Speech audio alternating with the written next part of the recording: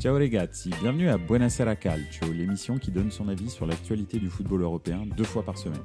Chaque lundi et chaque jeudi à 20h30, je passe 30 minutes avec vous en direct sur Twitch, mais aussi en podcast à écouter sur toutes les plateformes de streaming. Bonne émission! Bonsoir à tous, bienvenue à Buonasera Calcio pour encore 30 minutes de football pendant cette intersaison et cet Euro Espoir. Ce soir, on va encore aborder plusieurs sujets du football international. Écoutez, alors j'ai appelé ça Mercato en Liga, en Serie A et en Arabie Saoudite, mais bon, j'aurais pu mettre d'autres championnats parce qu'il y a plein d'actualités, on va les passer un petit peu en revue. Le premier sujet, ce sera sur les très gros transferts, les Mbappé, les Tonali, les Harry Kane, et puis on va peut-être aussi s'interroger sur la stratégie du Milan, qui est très très peu lisible. La stratégie aussi, peut-être, on va le voir dans la deuxième partie de l'Arabie Saoudite, qui a changé de braquet très clairement pendant ce mercato. Qui s'attaque à des joueurs complètement différents de ce qu'ils avaient l'habitude de faire. Donc voilà, on va regarder un petit peu comment est-ce que tout ça s'articule pendant cette intersaison, pendant 30 minutes. Et puis voilà, déjà on va commencer par le gros sujet. Alors c'est un sujet qui est un petit peu, peut-être...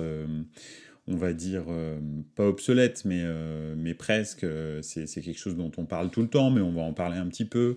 Mbappé va-t-il aller au Real ou va-t-il rester au Paris Saint-Germain ? Je pense que tout a été dit sur ça. Je pense très sincèrement que cette année, ça va être compliqué que Mbappé quitte le Paris Saint-Germain pour aller au Real, pour une raison essentiellement économique. Et puis aussi une raison peut-être sportive, on va voir ça, mais c'est très possible. Effectivement, économiquement, comment dirais-je, le Paris Saint-Germain, si Kylian Mbappé respecte toutes les clauses de son contrat, doit lui verser cette année 150 millions d'euros de salaire, avec les primes d'éthique, les primes de fidélité, les primes de tout ce que vous voulez. Donc effectivement, 150 millions d'euros, il y a peu de clubs qui sont capables de payer ça. Hein. On a vu, il y avait les clubs saoudiens, mais bon, Mbappé en est pas encore là. Et puis, potentiellement, il peut y avoir, bonsoir à tous et comment va ton deuil? C'est OGCRM qui me parle dans le chat. Je pense qu'il parle de Tonali et de Maldini et de Ibra et etc. C'est pas fini. C'est la descente aux enfers. Bref. On en parlera un petit peu après. Donc oui, Mbappé, 150 millions d'euros de salaire, en tous les cas de revenus que le Paris Saint-Germain doit lui donner cette saison, 2023-2024. Aucun club au monde n'est capable de payer ça, excepté Manchester City, bien sûr, excepté aussi Newcastle probablement, mais c'est pas vraiment leur politique, ou excepté l'Arabie Saoudite. Donc bon, ce qui est un peu pareil, hein, Newcastle, l'Arabie Saoudite, c'est la même chose. Mais effectivement, je pense que Mbappé va rester au Paris Saint-Germain. D'ailleurs, il l'a annoncé haut et fort il y a très longtemps. Il a juste annulé son option de renouvellement. Donc je pense aussi qu'il donne une dernière chance au Paris Saint-Germain, au-delà de ses revenus mirifiques. Si cette année, effectivement, Mbappé atteint ses objectifs, c'est-à-dire gagne la Ligue des Champions et gagne un Ballon d'Or cette année avec le Paris Saint-Germain, pourquoi pas re-signer à la fin de la saison, hein. Je pense que ce sera pas exclu totalement. En revanche, c'est vrai que si c'est encore une élimination en huitième de finale, je marque 50 buts, oui, je marque 56 buts, mais le plus clair sont en Ligue 1. Oui, je serais très très loin du Ballon d'Or, donc il n'y a pas de raison que Mbappé re-signe au Paris Saint-Germain. Je pense que c'est surtout ça qu'il a fait, c'est-à-dire lui l'été prochain, il aura le choix, et il aura le choix complètement. En plus, il pourra avoir une confortable prime à la signature, chose qu'il n'aurait pas eu là s'il avait été transféré cet été. Donc je pense que Mbappé va peut-être nous tenir en haleine un peu tout l'été, mais je pense que c'est réglé depuis bien longtemps. Mbappé sera au Paris Saint-Germain la saison prochaine, c'est sûr et certain. Et après, comment est-ce qu'il sera accompagné ? Le fait aussi que Luis Enrique soit là, on ne sait jamais. Voilà, effectivement, sa prime de fidélité aussi, du coup, comme je disais, 150 millions d'euros de revenus. dont je ne sais plus combien, 80 liés à la prime de fidélité, donc c'est monstrueux. Donc voilà. Je pense que Mbappé va rester et partira probablement la saison prochaine s'il n'atteint pas ses objectifs. Donc voilà, je pense ça. Mbappé, à mon avis, on en reparlera le 1er septembre, mais c'est comme ça que ça va se terminer et je pense que c'est assez clair, même si le Real fait un petit peu... aller planer le doute en fait, mais c'est plus pour les socios qu'autre chose. Il faut bien savoir encore une fois que le Real n'est pas un club comme les autres, tout comme le Barça, ils ont besoin de représentativité, de représentation dans les médias, donc voilà. Donc Mbappé va rester selon toi du coup et partir gratuit la saison prochaine, effectivement, c'est tout à fait ça, et sa prime de fidélité aussi, absolument. Donc voilà, effectivement. On va passer, justement, on va continuer avec le Real. Pourquoi? Parce que alors c'est vrai que j'avais titré Mbappé, Tonali et Kane. Mais attends, donc le Real fera la saison avec le seul Joselu en attaque. Perso, j'y crois pas trop. Ils feront un grand transfert avec Mbappé, selon moi. Alors, justement, c'est pour ça que je voulais parler d'Harry Kane. Harry Kane, a priori, était intéressé par être transféré à Manchester United, mais finalement, ça a l'air d'être compliqué et ça va pas vraiment se faire.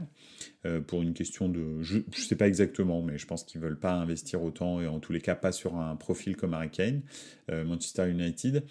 Donc il commence à se dire que il irait bien gagner des titres ailleurs. Alors, il y a deux clubs qui sont dans le top des clubs pour Harry Kane.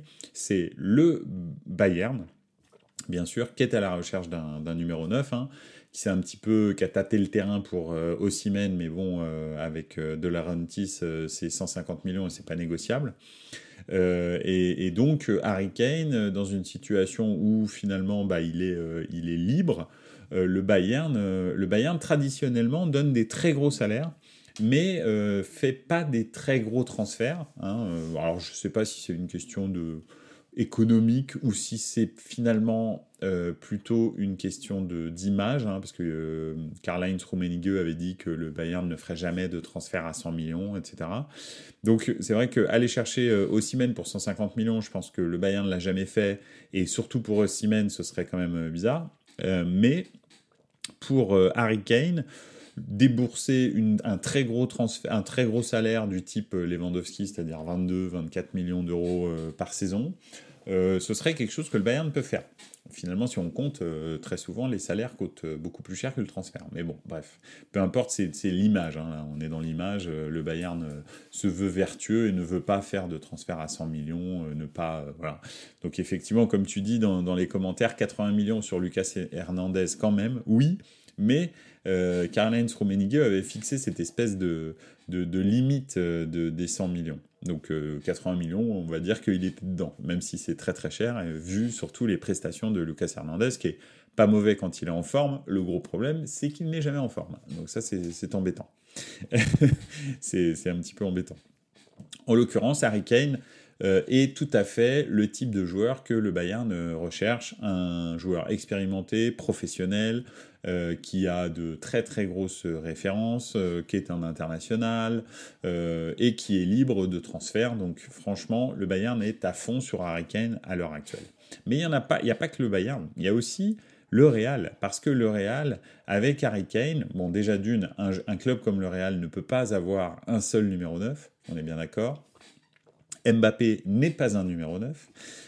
Comme tu le dis au JCRM, ils ont recruté Joselu, qui est le meilleur buteur espagnol, je dis bien, du championnat, de la Liga de la saison dernière. Donc il a marqué 16 buts, je crois, ou 17 buts. Donc oui, c'est le meilleur espagnol. Après, effectivement, le Real a aussi une équipe très internationale. Et comme vous le savez, pour s'inscrire sur les listes UEFA de la Ligue des Champions, il faut quand même des joueurs espagnols. Donc Joselu, c'était une bonne occasion, une bonne opportunité.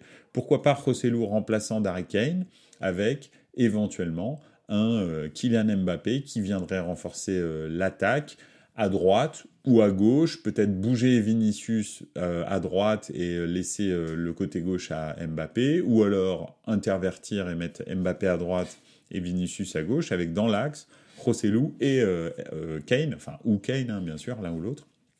C'est quelque chose que peut-être le Real voit à moyen terme. Cette année, ils ont très fortement investi sur Jude Bellingham.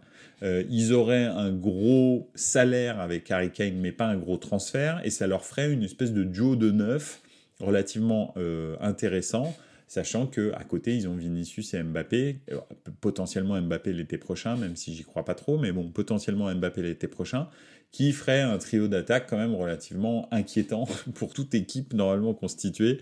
Vinicius, Harry Kane, Mbappé, je dois vous avouer que c'est quand même sportif. Donc voilà un petit peu, le Harry Kane est un petit peu au truc, et je ne dis pas que Harry Kane ne signe pas au Real avant la fin de la saison, avant la fin du mercato, parce que finalement, en fait, le Real peut payer un gros salaire et n'aurait pas de transfert à faire, et pourrait conserver, on va dire, sa capacité à investir lourdement la saison prochaine sur Mbappé.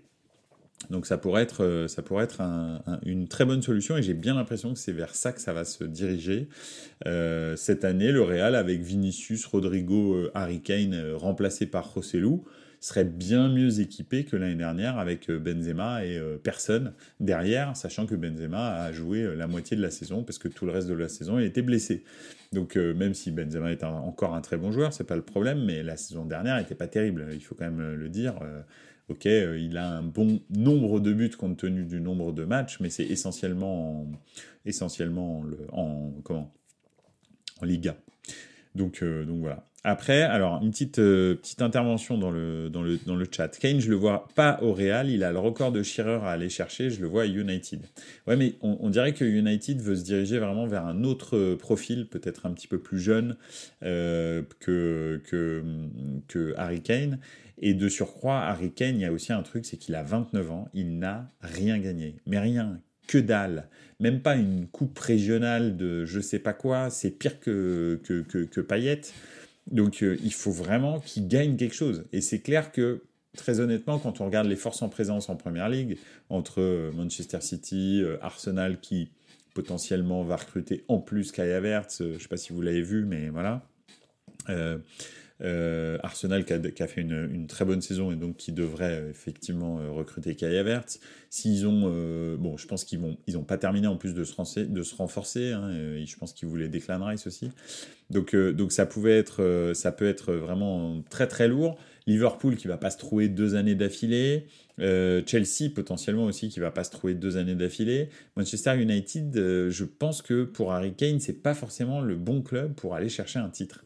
Le Real encore beaucoup plus quand même. C'est quand même beaucoup plus pertinent d'aller au Real pour gagner un titre, encore plus au Bayern, hein, on l'a vu, hein, même quand ils sont en dessous de tout, ils arrivent quand même à gagner le titre. donc c'est clair qu'au Bayern, t'as quasi un titre de champion assuré lorsque tu signes au Bayern. Au Real, c'est quand même plus compliqué, hein. On a vu que le Barça, c'était très très bien renforcé avec Gundogan.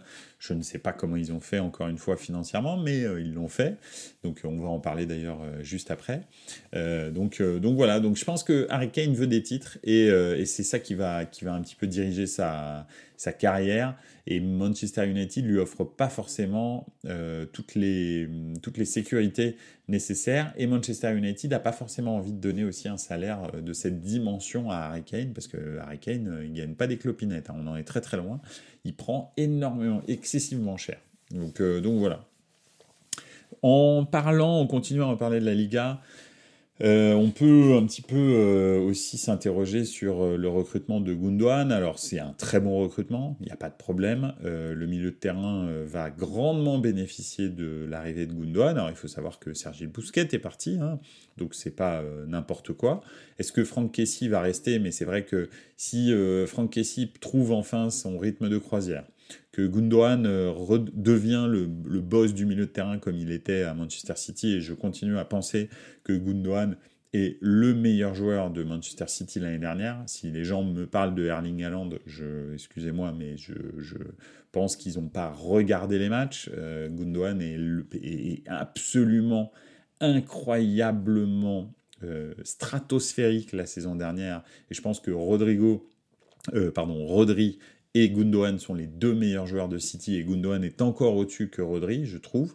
voilà, après c'est personnel. Et je pense que Erling Haaland est un très bon attaquant, mais il bénéficie du travail absolument incroyable de ses deux milieux de terrain. Et je parle même pas de Kevin De Bruyne qui cerise sur le gâteau. Une fois que tous les ballons sont nettoyés par Rodri, on va dire récupérés par Rodri, nettoyés par Gundogan, De Bruyne n'a plus qu'à faire une passe décisive fantastique pour Erling Haaland. Donc voilà. Mais c'est vrai que je ne sais pas comment le Barça, qui était encore la saison dernière, ne pouvait pas inscrire Gavi, que Gavi finalement n'est pas homologué, son transfert, peut-être il va perdre son salaire, etc. Alors oui, ils ont libéré de la masse salariale avec Alba, avec Busquets, avec des joueurs comme ça. Enfin, Gundogan, il prend un salaire mirifique.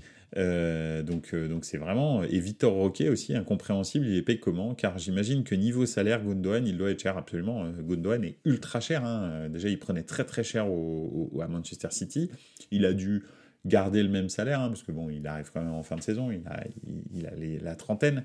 Donc voilà, mais c'est un joueur magnifique. Je ne sais pas comment le Barça va faire, quel levier financier ils vont encore lever pour avoir Gundogan.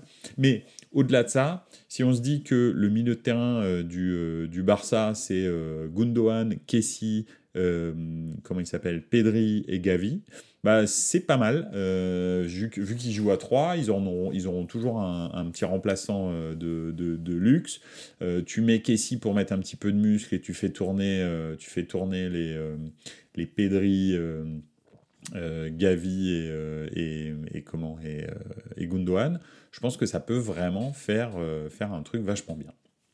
Il y a la rumeur Arabie Saoudite pour le Barça. Genre, ils auraient une franchise Barça en Arabie Saoudite moyennant un gros salaire des Saoudiens. Je sais pas si tu avais vu passer cela. Non, mais alors, c'est clair que le Barça est tout à fait capable de faire un truc comme ça. C'est typiquement leur style.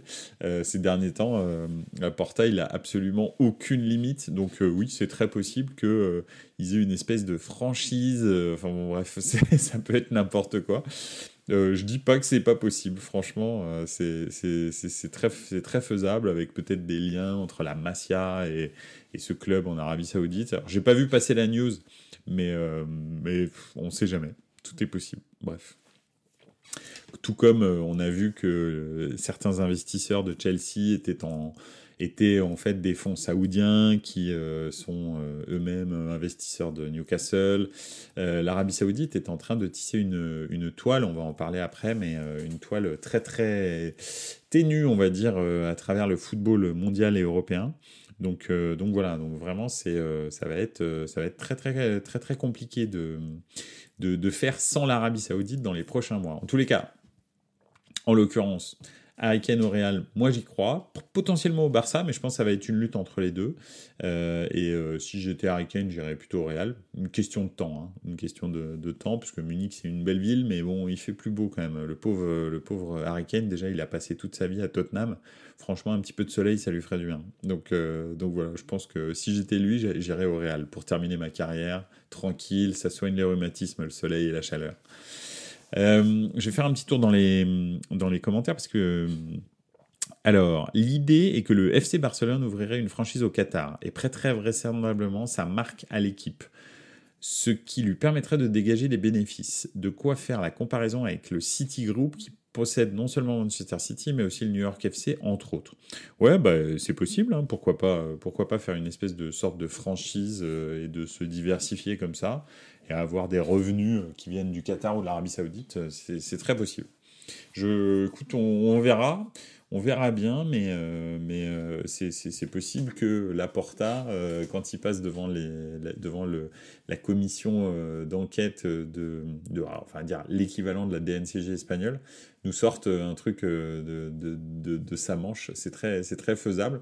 En tous les cas, c'est vrai que l'équipe du Barça avec Gundogan en plus au milieu, ça peut vraiment être un truc pas mal, quoi. Donc voilà. Bref, on verra bien. On verra bien.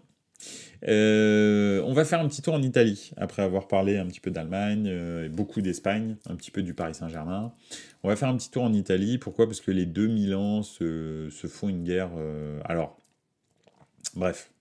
Oui, Milan et l'Inter se concurrencent sur à peu près tous les dossiers, et pour l'instant, l'Inter remporte haut la main tous les dossiers. Mais tout part, en fait, la genèse de tout ça, c'est bien sûr, on en a parlé, le départ de Maldini, qui était la caution milaniste du projet. Et puis, s'en est suivi le transfert de Tonali, alors qui n'est pas acté encore, qui n'est pas encore à 100%, mais bon, a priori, c'est juste parce qu'il est à l'Euro Espoir, hein, que c'est pas encore signé, mais sinon, effectivement, ça va signer. Tonali qui partirait pour 70, 80, 90 millions d'euros. Alors c'est un peu aléatoire parce qu'il y a les bonus, bref. Donc il y a des gens qui disent 70, 80 avec les bonus, il y en a d'autres qui disent 80, 90 avec les bonus, bref. De toute façon, il y a un truc qui est sûr, et ça je peux le dire aisément, j'adore Tonali. Je suis dégoûté qu'il soit parti parce que c'est une bandiera de Milan, qu'il était censé devenir le capitaine du Milan de ces 10 prochaines années, parce que c'est un fan du club, que a priori quand on lui a annoncé son transfert, enfin en tous les cas que Milan souhaitait le transférer, il a fondu en larmes, tout ça. Bon bref, c'est peut-être la belle histoire, parce qu'il prend quand même 10 millions d'euros de salaire par saison, sachant qu'il prend à peu près 2 millions et demi, je crois, au Milan. Donc voilà, il a excessivement augmenté ses revenus, donc c'est pas non plus complètement négatif pour lui. Mais une chose est sûre, c'est que Tonali ne vaut pas 70, ne vaut pas 80 et ne vaut pas 90 millions d'euros. C'est sûr et certain. Donc l'affaire est belle, on va dire. Elle est moche dans le fond, c'est-à-dire plus exact. Oui, elle est moche en termes de valeur, mais en termes économiques, comment refuser un transfert de Sandro Tonali à ce prix-là? Alors après, il faut les réinvestir, hein. Si Redbird réinvestit ses 70 millions d'euros pour recruter Milinkovic-Savic et Fratesi, mais moi je suis très content. Il n'y a aucun problème. Je suis très content que Sandro Tonali soit parti. Maintenant, je suis pas sûr qu'il le fasse. Et surtout, je suis pas sûr qu'ils aient les capacités de négocier des transferts comme ça, parce qu'en fait, le projet milanais a pris un gros coup avec le départ de Massara et de Maldini. Il ne faut pas sous-estimer Massara d'ailleurs, parce que Maldini est un peu la tête de gondole, mais Massara est l'espèce d'éminence grise qui négocie les transferts, réellement, quoi, qui a beaucoup d'expérience. Je vais prendre cher. On va parler de la Juve, je sens. Oui, on va parler un petit peu de la Juve quand même. Ce serait un Drogba pour Tonali. Lui n'avait aucune intention de partir, mais le club lui a dit gentiment de partir vu le prix que met Newcastle. Tu confirmes? Ils ont pris de l'argent pour aller en F1. C'est possible. Oui, effectivement, vu le prix du transfert, Milan lui a gentiment dit, bah écoute, tu vas t'en aller en fait. donc voilà. Et a priori, Tonali l'a très très mal pris. Bref, quoi qu'il en soit, ce transfert, il est bien si derrière, il sert à réinvestir dans l'équipe. Même si, effectivement, c'est dommage, c'était un des seuls Italiens du groupe, en tous les cas titulaires, hein, il n'y a que 2 Italiens, on va dire, titulaires au Milan, c'est Calabria et Tonali. Donc c'est vrai que ça fait bizarre, c'était lui, je pense, la relève du capitanat de Théo Hernandez. Donc voilà, il y a beaucoup de choses qui font en sorte que c'est dommage que Tonali reste pas, mais ça peut servir quand même le club. Maintenant, le gros souci, c'est qu'on voit que le club n'a plus de poids sur le marché des transferts parce que le projet est flou, il n'y a plus d'interlocuteurs privilégiés, comme le pouvaient l'être Maldini et Massara. C'était une espèce de consortium entre le chef scout Moncada, Furlani qui est le nouveau, on va dire, directeur général, Scaroni qui est le président, probablement Cardinal qui a toujours quelque chose à dire sur les transferts, et enfin 2 personnes qui viennent je me souviens plus de leur nom, 2 personnes qui viennent du sport américain, qui sont a priori ultra calés en statistiques, mais MLB. Et en fait, c'est vrai que Cardinale, a priori, veut en faire, veut gérer le club comme une franchise de sport américain. Donc pour l'instant, c'est un petit peu inquiétant. Je sais pas où est-ce que ça va aller, mais Marcus Thuram est parti à l'Inter. Fratesi, a priori, Milan était les premiers à négocier, mais il devrait aussi partir à l'Inter. Il y a plein de dossiers comme ça qui Milinkovic-Savic, Milan pourrait se mettre dessus, mais a priori, il va partir à la Juve. Enfin bref, c'est assez... ils sont, on va dire, toujours à la ramasse sur le marché des transferts. Et je suis pas sûr qu'il y ait des gens qui vont venir, en fait. Alors là, maintenant, c'est... comment il s'appelle Lucas Romero de la Lazio. On va voir si Milan réussit vraiment à le transférer. Mais pour l'instant, en Serie A, excepté les deux Milan qui se tirent un peu la bourre, et encore, c'est juste l'Inter qui remporte à peu près toutes les parties, parce qu'il y a eu même l'histoire Lukaku. Mais a priori, c'est très compliqué, et probablement que Lukaku va retourner à l'Inter. Donc voilà, c'est vraiment complexe. La Juve est une belle endormie. Je pense que là, ils sont en train de digérer la non-qualification en Coupe d'Europe, savoir ce que ça va donner au niveau financier pour savoir à quel niveau est-ce qu'ils vont pouvoir investir pour ce mercato. Donc voilà, effectivement, en Serie A, pour l'instant, excepté l'Inter, personne ne bouge. Alors, il y a la Roma qui a fait 2 transferts gratuits, Nkita et Ndika, pardon, et le deuxième... Bref, je me souviens plus, mais les 2 transferts sont gratuits. Mais donc la Serie A acte qu'ils ont plus beaucoup de moyens. Milan et l'Inter surfent sur les revenus qu'ils ont eu là avec la Ligue des Champions, mais ça va pas non plus être mirifique.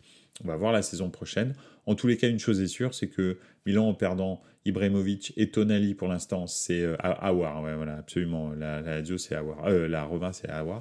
En perdant Ibrahimovic et Tonali, c'est pas renforcé, c'est carrément affaibli. Et pour l'instant, il n'y a aucun remplaçant. Donc ça va être très très compliqué. Alors ça parle de Güler, le génie de Fenerbahçe, mais bon, là apparemment le papa a demandé entre 18 et 20 millions de commission. Donc ça commence à faire beaucoup. Bref, je pense que ça va être très compliqué le mercato du Milan. Pourquoi ? Parce qu'il n'y a pas de représentants. Et les cadres du club, alors ils ont a priori en revanche décrété que c'était la seule star de l'équipe qui allait partir, Tonali. Tous les autres allaient rester et ils allaient réinvestir l'argent de Tonali. Donc on va voir ce que ça donne. L'Inter, lui, s'est séparé de plusieurs gros salaires comme Dzeko, comme tout ça. Donc effectivement, ça va libérer aussi un petit peu de la masse salariale, parce que l'Inter n'a pas des moyens, on va dire, illimités. Mais s'ils vendent, ils peuvent, ou en tous les cas s'ils libèrent de la masse salariale, ils peuvent recruter. C'est ce qu'ils vont essayer de faire avec Lukaku. Puis ils ont eu des revenus qui n'étaient pas attendus avec la Ligue des Champions. Donc ils vont avoir une petite marge de manœuvre. Donc voilà. Faire un petit tour dans les commentaires. Donc Marcus Thuram, que l'Inter vous vole sans que personne le voit venir, pas anodin cela, oui c'est vrai.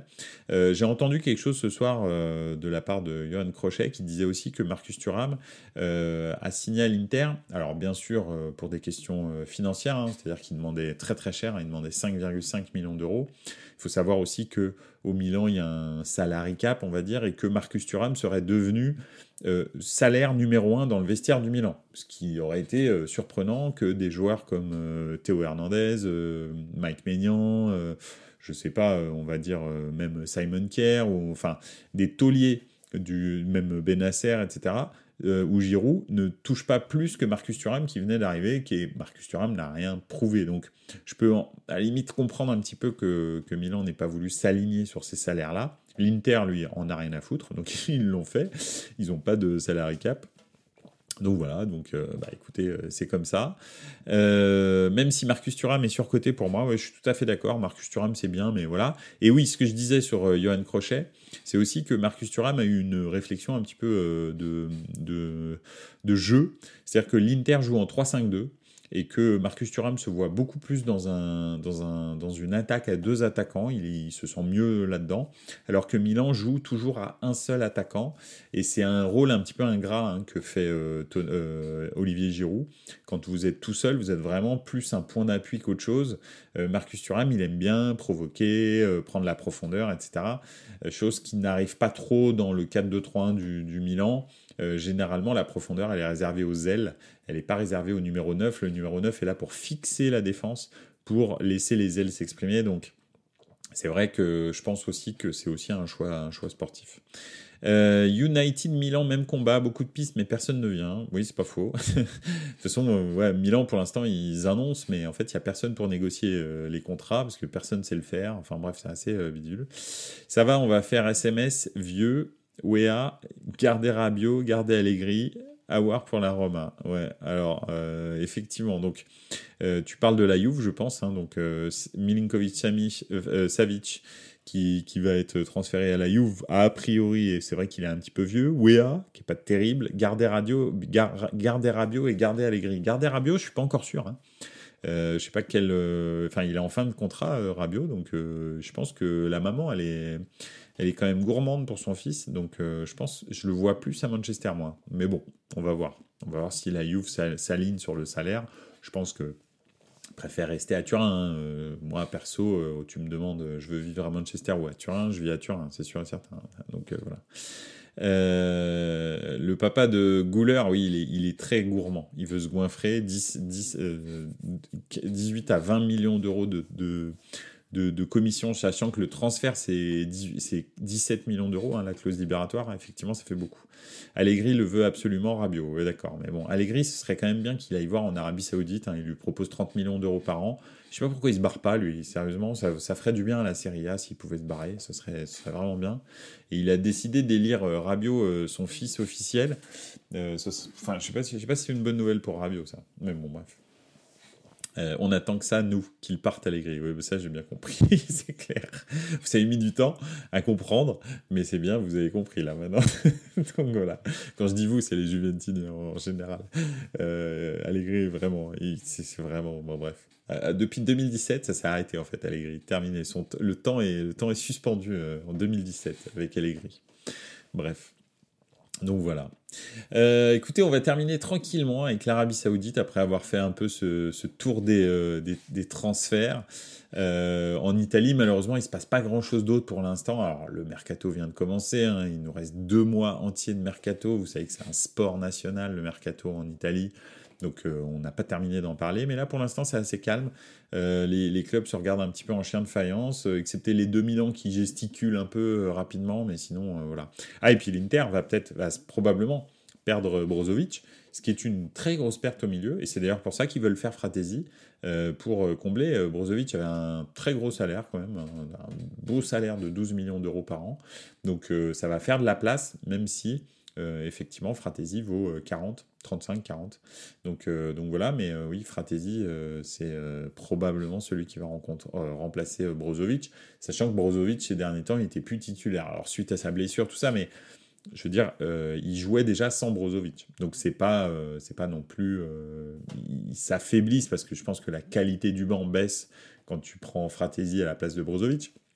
Même si j'apprécie beaucoup Fratesi, mais pour moi, Brozovic, encore l'année dernière, c'était le meilleur milieu de terrain d'Italie, et pour moi, il faisait partie des 5 meilleurs du monde, donc voilà. Là, voilà, il s'en va, a priori, en Arabie Saoudite, et d'ailleurs, ça fait la Serie A s'appauvrit, même si tu perds Brozovic et Tonali, ouais, absolument, c'est clair que la Serie A s'appauvrit pour l'instant, il n'y a pas de grande star qui vient, c'est pas Indica qui va relever le niveau, ni Oussem Aouar qui va relever le niveau de la Serie A. Mais bon, écoute, c'est comme ça. Tonali, en tous les cas, va dans un beau projet. Excepté que, bon, Newcastle, c'est Newcastle, mais sinon, il va dans un beau projet sportif. Vraiment. En plus de l'argent qu'il va gagner, c'est un beau projet sportif. Newcastle, c'est bien géré pour l'instant. Donc, c'est plutôt bien pour le football italien de sélection. Maintenant, est-ce que c'est bien pour le football italien de club? Ça, non, c'est clair. Brozovic qui part en Arabie Saoudite, c'est aussi le signe que l'Arabie Saoudite ne rigole plus et ne prend plus que les joueurs qui sont un petit peu en fin de course, un petit peu cramés. C'est vraiment aussi des très grands joueurs comme Brozovic, comme Koulibaly, comme alors N'Golo Kanté, je le mets quand même dans les gars qui sont un petit peu cramés. Mais pas que. Là, on parle de Hakim Ziyech qui a priori va signer. On parle de beaucoup qui viennent de Chelsea parce qu'on dirait qu'il y a des liens d'investissement. Il y a des liens d'investissement entre l'Arabie Saoudite et Chelsea. Il y a une partie d'un fonds d'investissement qui est un fonds d'investissement saoudien qui a investi dans Chelsea, donc On se dit que peut-être que les transferts entre Chelsea et l'Arabie Saoudite sont pas si anodins que ça. Ça soulage la masse salariale de Chelsea, ça leur fait énormément de bien pour le fair play financier. Donc voilà, je pense que c'est un petit peu intéressé, mais c'est quand même de très très bons joueurs. Hein. Donc voilà. Alors, un petit tour dans les commentaires. Le milieu Guimarães Tonali me hype beaucoup. Ouais, c'est clair, ça va être ultra dynamique, physique, technique et tout. Franchement, ça va être top. Firmino aussi. Je l'aurais bien vu en Ligue 1 ou retour en Bundesliga. Ouais, mais Firmino, bah, c'est pareil. Hein. En tous les cas, il fait beau en Arabie Saoudite. C'est déjà ça. C'est déjà pas mal. C'est pas Newcastle. Donc voilà. Mais oui, donc l'Arabie Saoudite commence à taper des joueurs vraiment pas dans la pleine force de l'âge, mais presque. Donc, d'ailleurs, on va le voir. Si Bernardo Silva, parce que là, ça commence à se préciser sérieusement, si Bernardo Silva signe en Arabie Saoudite, je pense que ça va être le signe, Bernardo Silva, que un joueur au top de sa forme, comme jamais il a été, hein, Bernardo Silva, je pense que cette année, il a été meilleur que jamais. S'il signe en Arabie Saoudite, je pense que là, ça veut dire que l'Arabie Saoudite rigole pas et va embêter l'Europe énormément dans les prochains mois. Ça change pas que je pense pas que le championnat un jour devienne un grand championnat. Je pense pas non plus que ça soit sans fin les investissements qu'ils font. Je pense que ça va se tarir à un moment donné parce que c'est énormément d'argent. Surtout les contrats, les salaires sont très très longs et beaucoup d'argent. Donc c'est très compliqué. C'est effectivement, en tous les cas, ils concurrencent énormément les clubs européens. Et c'est clair que les clubs européens ne peuvent pas s'aligner sur les salaires et les transferts que l'Arabie Saoudite propose. C'est pas possible en fait. Donc c'est vrai que ça va devenir un vrai problème pour le foot européen en fait, l'Arabie Saoudite. Ça n'empêche que je ne pense pas que l'Arabie Saoudite un jour soit un grand championnat. Où on se dise ah ouais, sportivement c'est bien d'aller en Arabie Saoudite. Non. Je ne pense pas parce qu'il faudrait vraiment. Déjà, la Ligue des Champions est quelque chose qui fait la différence pour les joueurs. Le niveau de la Ligue des Champions, tu ne pourras pas le retrouver en Ligue des Champions asiatique, c'est impossible. Donc forcément, le championnat restera un petit peu là où il est, et de toutes les Coupes d'Europe d'ailleurs, hein, parce que bon, les Coupes asiatiques, je ne sais pas s'il n'y a que la Ligue des Champions, peut-être il y en a d'autres, ça ne change pas que le niveau, il a des pâquerettes, donc même si l'Arabie Saoudite a des super équipes, en fait, ils rencontreront que dalle en face, donc ça va pas vraiment se challenger. Donc voilà. Mais, et je pense aussi que ça va se tarir à un moment. Ça change pas que pendant 4-5 ans, l'Arabie Saoudite va être très très très très embêtante pour les joueurs. Bon, après, on a vu, hein, Ronaldo, là, il parle déjà de s'en aller tellement il s'embête, on va dire, entre guillemets, en Arabie Saoudite. Donc, il y en a beaucoup qui vont aller là-bas, prendre un gros billet, et puis finalement résilier leur contrat, je pense, au bout d'un an, au bout de 6 mois. Mais bon, en 6 mois, ils peuvent gagner 10 millions d'euros, quoi. Donc c'est très compliqué. Brozovic, par exemple, il lui propose 20 millions d'euros par an. 20 millions d'euros par an, ça se refuse pas à 32 ou 33 ans. Hein. C'est pas un truc de fou. Modric, je pense qu'il lui proposait 50 millions d'euros par an. Il a 37 ans. Il lui proposait 2 ou 3 ans de contrat. Tu prends 150 millions d'euros en 3 ans. Même si tu vas qu'une année, tu prends 50 millions. Il a pris plus que ses 8 ou 7 dernières années au Real. Hein. Parce que les salaires au Real ne sont pas très élevés. Je crois que Modric était à... Allez, je sais pas combien, mais c'est pas ouf. Quoi. Donc voilà, donc c'est quand même si ça va, je pense pas que ça va durer, pendant 4-5 ans, ça va être très compliqué de garder ces stars en Europe et d'être sûr qu'ils vont pas aller pour une pige en Arabie Saoudite. Donc voilà. Un petit tour dans les commentaires. Bernardo Silva à 1 an de l'Euro, aller là-bas, perso, j'y crois pas trop. Ouais, c'est vrai. Après, est-ce qu'il a vraiment énormément de concurrence, Bernardo Silva, au Portugal? Je sais pas trop. Il est encore trop fort, il va aller au PSG. Ouais, peut-être que le PSG veut taper du poing sur la table, parce qu'ils peuvent répondre hein, très clairement à l'Arabie Saoudite. Et c'est bien beau d'avoir des stars, mais à côté d'eux, t'as qui? Effectivement, hein, c'est ça. Jamais ça va les intéresser, les gens. Pour moi, c'est comme si tu mettais des Bernardo Silva ou Brozovic, genre au Genoa ou à Getafe. Ouais, mais franchement, ce serait bien Bernardo Silva ou Genoa. Moi, je kifferais. Hein. De ouf. J'aime bien le Genoa. J'ai toujours aimé les clubs de Gênes. Puis le derby de la Lanterne, il est trop bien, quoi. Donc voilà. C'est le plus beau derby d'Italie, je pense. Mais bon, il est un peu confidentiel, mais c'est le plus beau. Donc voilà. Bref, en tous les cas, l'Arabie Saoudite va perturber le marché des transferts européens pendant 4-5 ans, comme la Chine l'avait fait à un moment donné, hein, où il y avait des Williams qui étaient partis en Chine avec des salaires astronomiques, comment ils s'appelaient, Hulk, etc., etc. Bref, c'est des gens c'est des championnats un petit peu exotiques qui pendant 4-5 ans perturbent un peu les équilibres. Et puis je pense que ça va rentrer gentiment dans l'ordre parce que les investissements sont très très lourds et il faut des retombées à un moment donné, hein. Je veux dire, oui, c'est l'État saoudien qui paye les transferts, mais il y a quand même un moment donné où il faut que le retour sur investissement en termes d'image soit intéressant. Et si finalement personne regarde le championnat saoudien, bon bah ça va pas faire grand chose pour l'Arabie Saoudite. Donc voilà, on verra bien. Petit commentaire, après s'il arrive à faire un Mbappé en Arabie, là ce serait ouf. Comme tu le dis, la plupart des joueurs par prix étaient libres ou en fin de carrière. Ouais. Oui, alors Mbappé en Arabie Saoudite, là, oui, ce serait dingue. Mais je pense pas qu'Mbappé va aller tuer sa carrière définitivement en Arabie Saoudite. Déjà qu'il en a tué une bonne partie avec le Qatar. Ce serait quand même peut-être bien qu'il essaye d'aller dans un club qui gagne la Ligue des Champions chaque année, ou en tous les cas qui joue le titre en Ligue des Champions chaque année. Ça pourrait l'aider pour gagner un ballon d'or et laisser une trace dans le football mondial comme il est censé le faire en fait, ce joueur-là. Donc voilà. Bref, écoutez, en tous les cas, pour cette semaine, c'est à peu près tout, hein. On aurait pu aborder d'autres sujets, mais il faut en garder, je pense. Je voulais parler un petit peu du Naples de Garcia. On en parlera la semaine prochaine. Et puis aussi du mercato du Napoli, pour voir un petit peu comment ça va s'articuler. Mais je pense qu'on pourra en parler la semaine prochaine. On pourra faire aussi...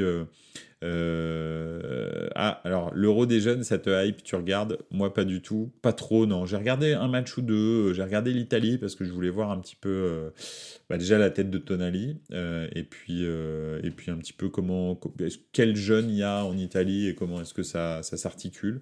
Voilà. Déjà, l'Italie U20 a perdu l'Euro. Là, le match contre la France était rocambolesque. Donc le Italie-France m'a un petit peu hypé. Je l'ai regardé, c'était vraiment nul. Donc voilà, c'est pas terrible les espoirs en fait, hein. Voilà. Mais bon, peut-être que j'en parlerai la semaine prochaine. Ouais, le Napoli. Et puis il y aura probablement des nouveaux transferts. Donc voilà, je me réserve pour la Coupe du Monde féminine. Ouais, voilà, c'est ça. Ouais. Non, mais je n'ai rien contre le football féminin. Je respecte les gens qui aiment le football féminin, mais je considère que c'est deux sports différents, le football féminin et le football masculin. À plein de niveaux, on pourrait en parler pendant très longtemps. Et il n'y a aucun souci. Moi, je respecte les gens qui aiment le football féminin. Je trouve que le football féminin, pour l'instant, peut-être que dans 10 ans, je dirais autre chose, mais pour l'instant, le football féminin n'a pas encore trouvé la quintessence du football masculin. Donc je suis absolument passionné de football masculin pour plein de raisons que je ne retrouve pas dans le football féminin. Donc voilà, pour l'instant ça m'intéresse pas. J'ai essayé de regarder quelques matchs et c'est vraiment pas terrible. Donc voilà, pour l'instant ça m'intéresse pas. Je vous dis dans 10 ans, peut-être que je dirai autre chose parce que au niveau, je sais pas, technique, physique, d'intensité, de vivacité, les joueuses auront évolué. Le football féminin, c'est très récent. Donc pour l'instant, il y a très peu de licenciés. Ce qui fait que par ricochet, en fait, le niveau professionnel est faible. Pourquoi ? Parce que en fait, l'écrémage est très, très faible comparé à ce que ça peut être chez les hommes. Donc c'est normal que pour l'instant on n'a pas des superstars, quoi. Loin de là. Les joueuses de football féminin sont pas du tout... Vraiment, c'est très rare quand tu vois une joueuse où tu te dis ah ouais, quand même, c'est pas mal ce qui est fait. Donc voilà, quoi. Donc pour l'instant, c'est pas intéressant. Enfin, moi je trouve pas ça intéressant. Je respecte, mais je trouve pas ça intéressant. Voilà. Donc non, je me réserve pas pour le football féminin. Donc, voilà. Mais voilà, hein, il y a des sports comme ça. Il y a des sports où tu peux regarder et le sport féminin et le sport masculin et c'est intéressant. Style le tennis par exemple. Tennis féminin est très intéressant, tennis masculin encore plus, à mon sens, mais ça change pas que je regarde fréquemment des matchs de tennis féminin, il n'y a pas de problème, et je m'embête pas, enfin pas toujours en tout cas. Donc voilà, le foot féminin c'est quand même très très compliqué. Donc voilà. Désolé mesdames, il n'y a aucun souci, mais pas pour l'instant. Le vélo féminin monte bien, oui, mais le vélo c'est top aussi, c'est pareil, le vélo féminin c'est cool, il y a des vrais chocs, etc. C'est cool, il y a des vraies stars, c'est bien. Donc voilà, je ne critique pas le sport féminin, je critique le foot féminin. Donc voilà. Bon écoutez, je vous souhaite une excellente soirée, ça a été encore un plaisir de passer ces 30-40 minutes avec vous. Vivement la semaine prochaine, on parlera d'autre chose. Si vous avez envie de parler de n'importe quel sujet pendant le live, ou, enfin oui, forcément pendant le live, n'hésitez pas déjà à venir en live sur le live Twitch, il n'y a aucun souci, c'est avec grand plaisir que j'aborde les sujets que vous voulez.